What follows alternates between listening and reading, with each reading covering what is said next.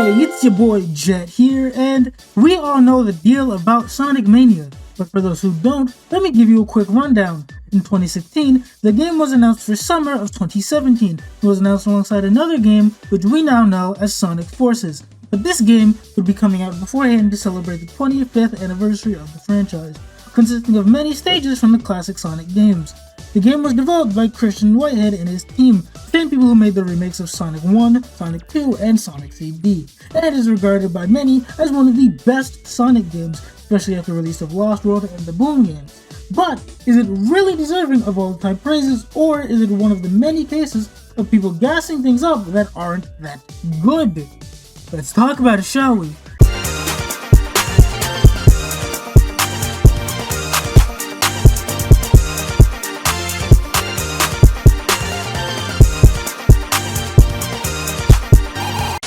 Story. The story is extremely simple, much like most classic Sonic games, but it is still there, so why not talk about it? It goes as follows.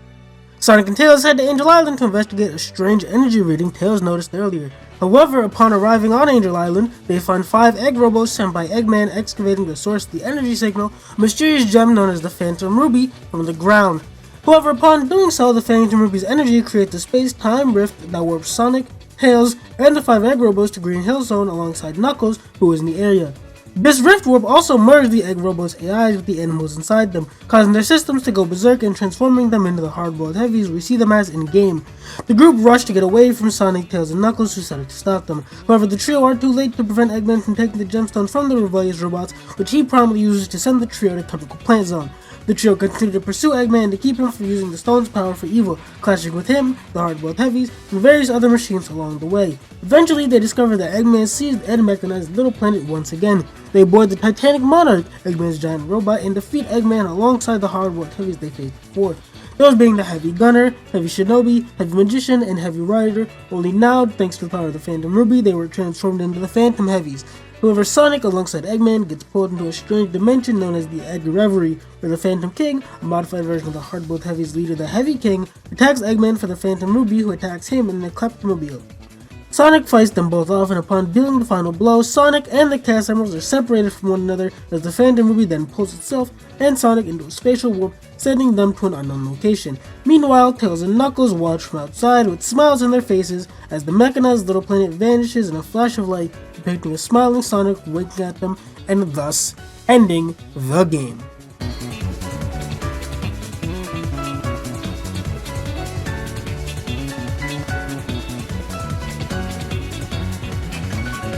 Despite how simple it is, when it ran out, it sounds like a lot more than it actually is, and I think it's actually a really interesting idea to not only directly link this game to another one coming out around the same time, allowing it to serve as a sort of companion game, but to also make it its own thing and with its own story. I also really like the idea of Eggman's robots gaining free will and rebelling against him by having their AIs fused with the personalities of the flickies inside of them.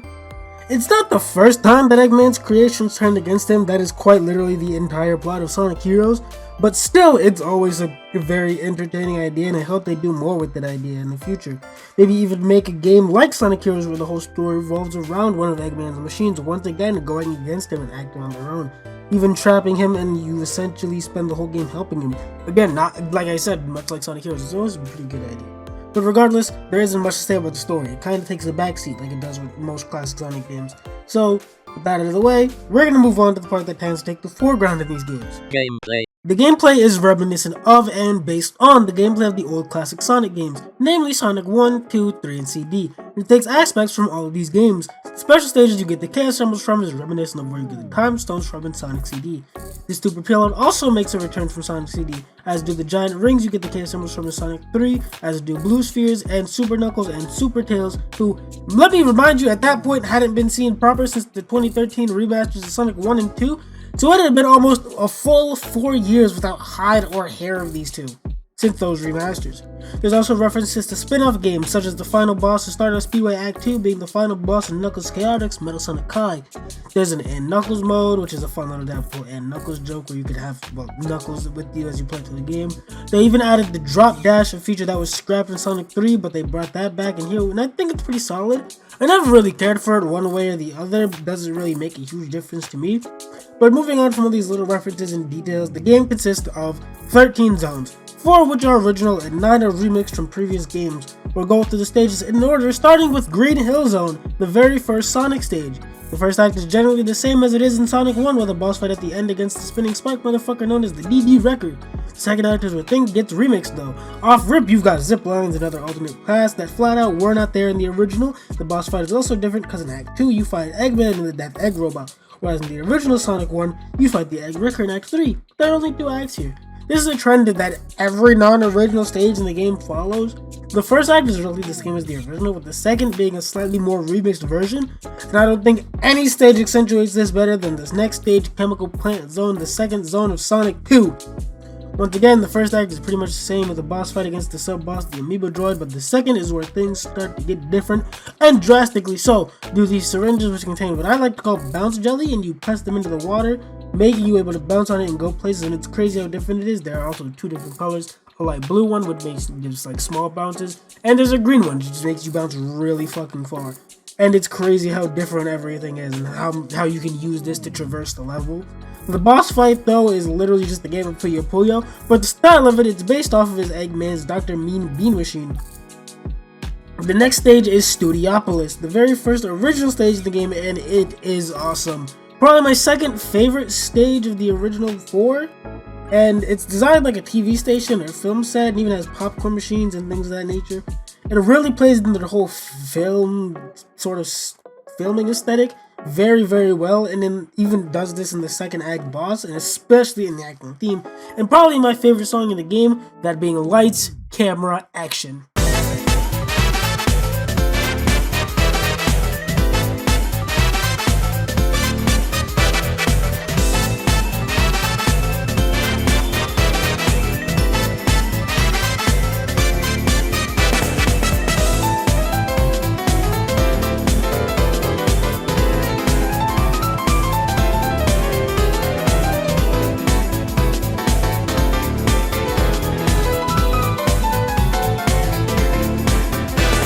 It just fits the whole big time flashy nature of Studiopolis very well. It also introduces you to the first hard-boiled heavy boss fight, Heavy Gunner, and I do like that you even get to see this fight kind of in the opening. It's pretty cool. The boss fight with him is really fun, probably my favorite Act 1 boss fight. He sends missiles at you and you need to hit the blue one to send it back at him. Do it a few times and boom, done.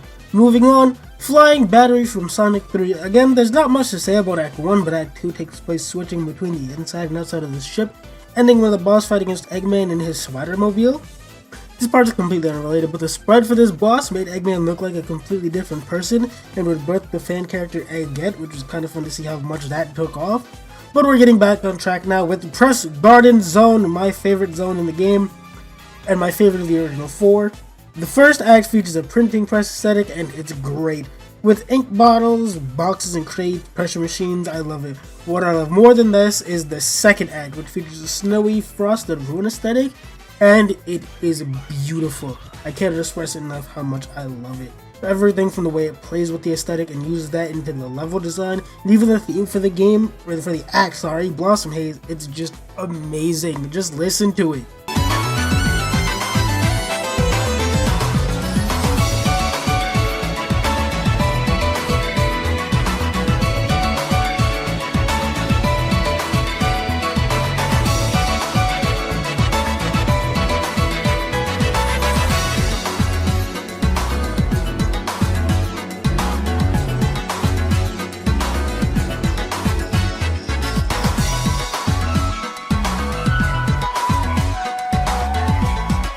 God, it's great. And it's also the second boss fight against one of the hard-boiled heavies, this being Heavy Shinobi. He'll jump and throw astrons as exploding ninja stars, and you must interrupt his jump in order to stun him so that you can hit him. If you hit him before then, he'll swing his sword and you get frozen for a bit. It's pretty cool. Hit him a few times, you're on to the next stage, start a speedway from Sonic CD. And if you know me, you know how much I hate Sonic CD's level design. But in this game, while still a bit chaotic and messy, it's nowhere near as bad, and just like Press Garden and Studiopolis, the music fucking rocks.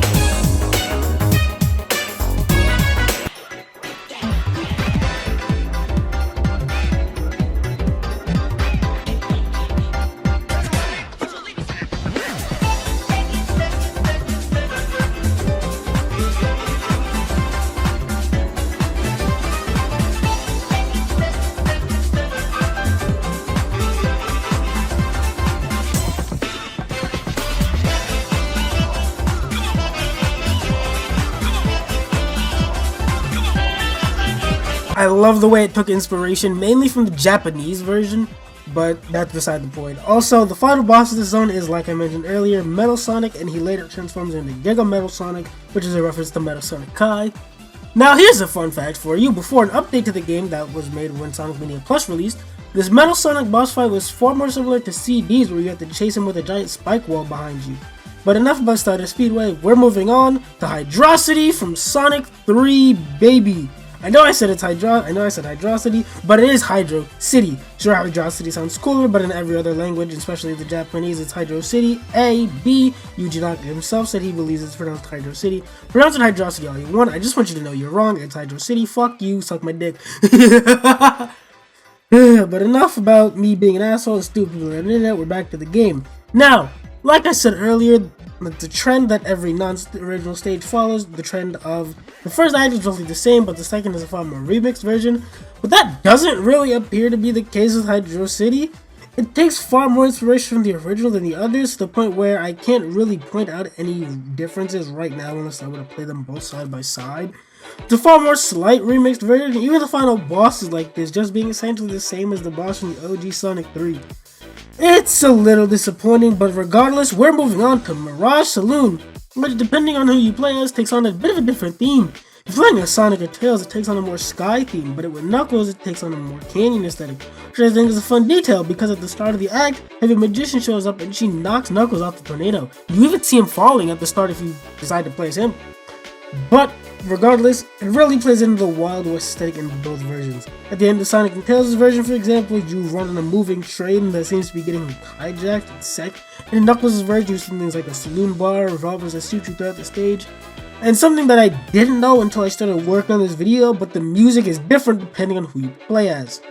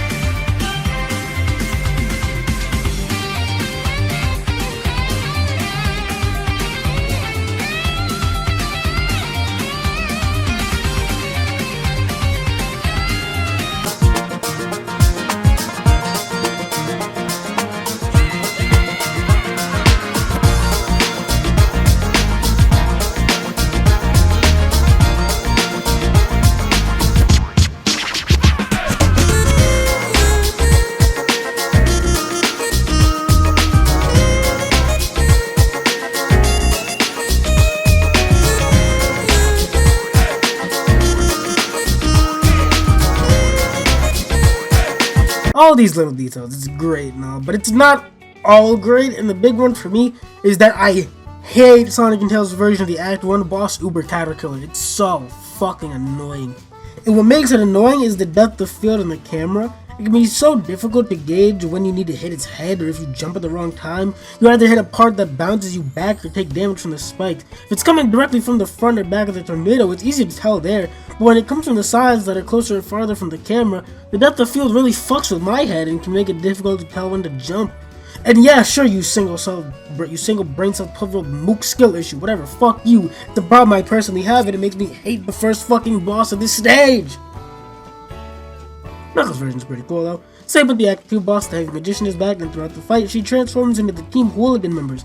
Bean the Dynamite, Bark the Polar Bear, and Knack the Sniper. And yes, I know it's Knack the Weasel, but his Japanese name is Fang the Sniper, and I prefer the sniper part of his name better, so I mixed the two. Knack the Sniper, we're moving on, there we go. She transforms into them, and you have to hit them to stun her, and then hit her a few times, GG, and you're off to Oil Ocean from Sonic 2. Which, the first act is literally just a massive mix of the first two acts of the stage, but it's just longer. And I know I said Hydro City is practically the same, but the first act is literally just acts 1 and 2 with the original, just combined to make them longer. However, during the second, it gets set ablaze after the boss fight from the first act, and so you have to race through the stage with a ring-draining smoke effect.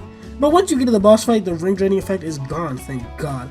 After Oil Ocean complete, it's on to Lava Reef from Sonic 3, and while again there isn't much more to say about Act 1, Act 2 is very similar both aesthetically and from a level design aspect, but it also takes inspiration from Quartz Quadrant, and the final boss is also different too.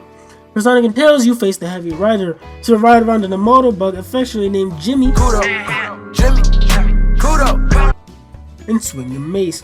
There will also be flamethrowers that occasionally shoot up. Thankfully they don't move, but you just gotta figure out when to hit her and time it so that you don't hit Jimmy. Jimmy. You shoot times and you win. But if you're playing as Knuckles, you have a boss fight against the Heavy King, the leader of the hardboard heavies. And a boss fight very reminiscent of the boss fight from Sonic 3. He even reminisces on this exact event from Sonic 3, which I think is pretty cool. Hits the Heavy King a few times and he'll retreat on the claw that he tried to steal the Master Emerald with. After the fight with either the Heavy Rider or the Heavy King, you're off to Metallic Madness from Sonic CD. Now, from a level design perspective, it plays generally the exact same in both acts. They're based on. Much like Sonic Speedway, Act 1 is based on the past version of the stage, whereas Act 2 is based on the present, with elements such as the background being inspired by the bad future version of Act 3. Regardless, after you're done with this, it's off to the final stage and the final original stage of the game, Titanic Monarch. Act 1 takes place outside of Eggman's giant robot at nighttime, seeing you go through the stage to get inside the robot. And Act 2 takes place inside the robot, seeing you trying to reach Eggman. At the point you reach a section with 4 passageways that you need to go through in any order you choose, each of which correspond to a specific heavy, but before a portal opens that takes you to Eggman, and I really dig this boss fight. It's here where you find the Phantom Heavies, upgraded version of the Hardboiled Heavies, and they're all much harder but also relatively simplistic in nature. You just kinda have to avoid them when they're attacks.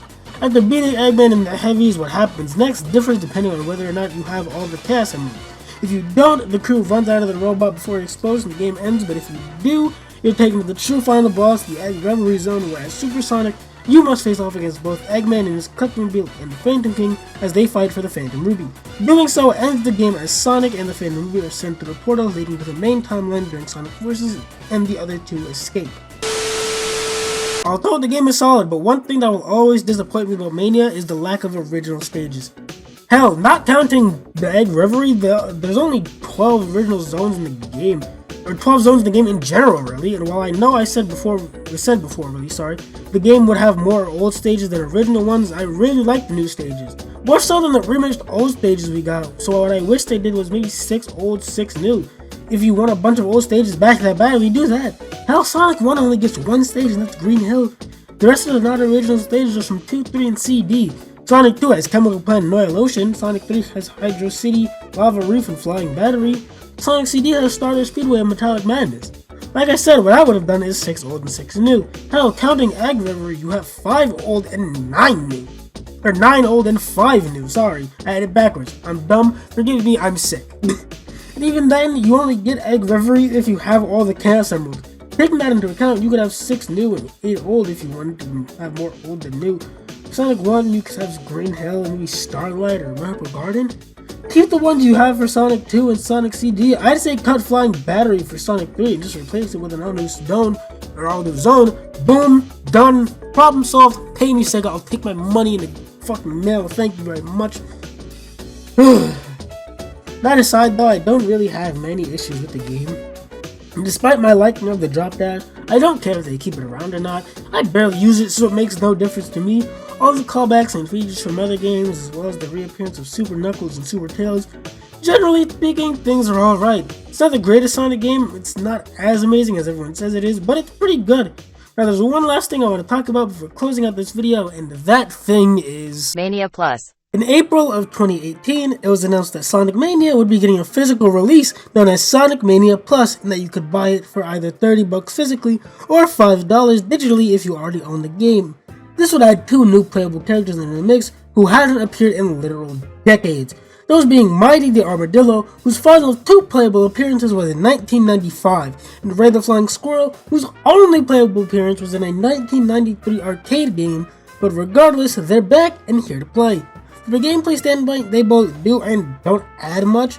Mighty can break the ground and bounce on things like Spike does not take damage, however he is bounced back. And Ray is capable of flying across the levels, and while somewhat tricky to learn, when you do it really comes into its own. They even get their own super forms, which I think is pretty cool. Now the reason I say they do and do not add much is because Sonic can break the environment and bounce, everyone can bounce actually using the bubble shield. But meanwhile, Tails and Knuckles can fly and glide.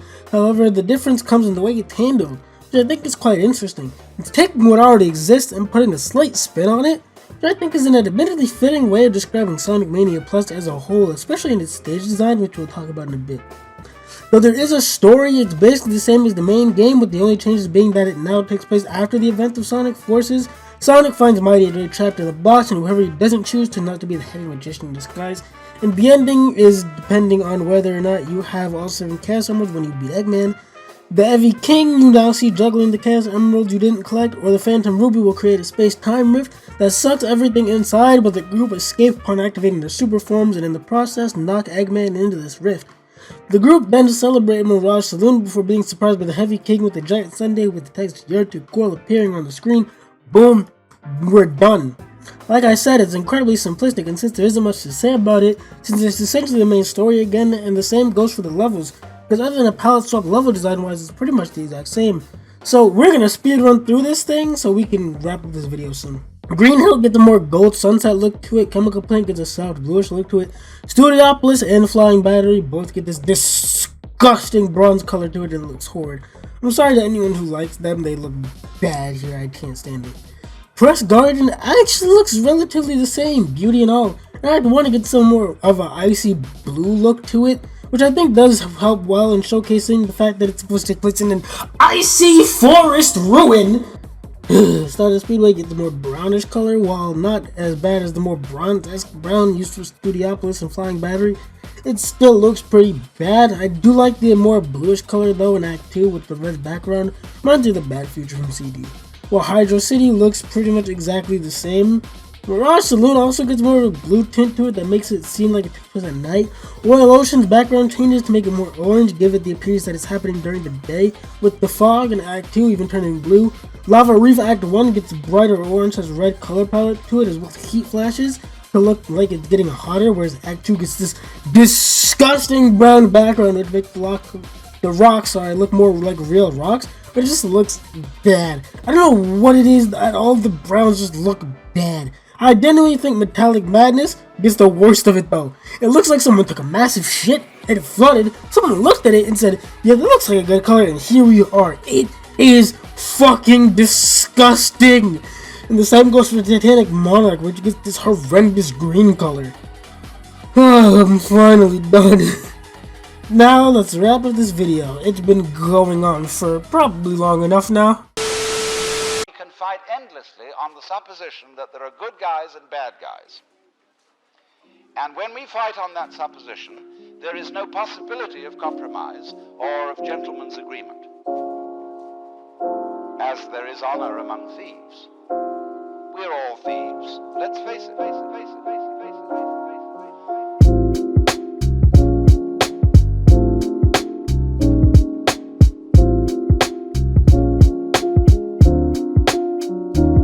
In conclusion, I think Sonic Mania is pretty solid. It's not perfect by any means. There are a few issues for me, such as the lack of many original stages, or the horrid colors in Anka mode. Like, genuinely, who thought some of these were a good idea? You need your ass beat, bro. You need to get the shit beat out of you. Literally. There's audio glitches that haven't been fixed to this day.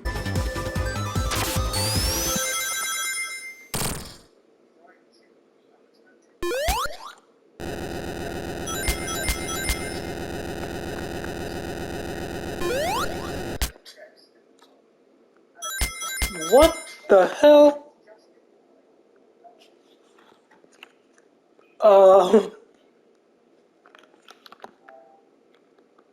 When I was playing through the boss of Flying Battery, Mighty just got stuck on one of the ropes and the game just started having a fucking episode. So I had to restart the act and it went fine that time. Same thing happened for Tails 2, just not during the boss fight, but most of it is good though. Problems aside. Quite a few things I'm indifferent towards, such as the inclusion of Mighty and Ray or the drop dash. Sonic Mania, to me, is gassed up a bit too much, and I think the reason why is because most of the games that came out before it were stinkers, and the game that came out at the same time was also a bit of a stinker. And though it's not the best Sonic game, not even top 5 for me, it's maybe not even top 10, I'm not sure. It's a good game, a great game even. And to me, even if people sing its praises to an inane degree, it doesn't change the fact that Sonic Mania is a solid experience all around. Hey, thanks for watching. If you did enjoy this video, be sure to leave a like, comment, and subscribe. If you didn't, you can tell me how much I suck about the YouTuber and the Vtuber in the comment section down below. I'm sorry this video took so long and that I sound different at the beginning as opposed to the rest of the video. I had to re-record the rest of it, but I had to do it while I was sick. So, here we are. and I'm recording this part, I'm still sick. So, yeah, again, thank you for watching. I've been Suzuki. Peace out and enjoy yourself.